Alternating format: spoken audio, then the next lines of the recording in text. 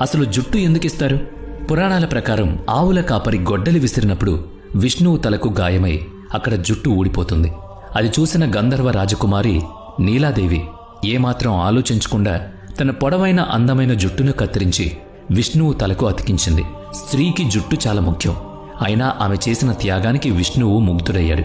తిరుమలకు వచ్చి ఎవరు జుట్టు దానం చేస్తారో వారి కోరికలు తీరతాయని ఆయన వరమిచ్చాడు. అందుకే అక్కడ లక్షల మంది తలనీలాలిస్తారు. ఎందుకంటే తలనీలాలివ్వడం అంటే కొద్దిగా అందవికారంగా కనిపించటమే. కానీ మనిషిలోని గర్వం, అహంకారం అంతా కూడా ఆ జుట్టు రూపంలో అక్కడ దానమిస్తే వాళ్ల మనసు, గుణం స్వచ్ఛంగా మారుతుందనేది నమ్మకం. వెంకటేశ్వర స్వామి విగ్రహంపై ఉన్న జుట్టు ఆ నీలాదేవిదే అని, ఇప్పటికీ సజీవంగా ఉంటుందని నమ్ముతూ ఉంటారు. భక్తులు ఇచ్చిన జుట్టును సేకరించి శుభ్రం చేసి హెయిర్ విగ్గులు మరియు ఎక్స్టెన్షన్లు తయారు చేస్తారు. విదేశాల్లో భారతీయ జుట్టుకు భారీ డిమాండ్ ఉంది. వీటిని అమ్మడం ద్వారా ఆలయానికి నెలకు దాదాపుగా 20 లక్షల రూపాయల ఆదాయం వస్తుంది.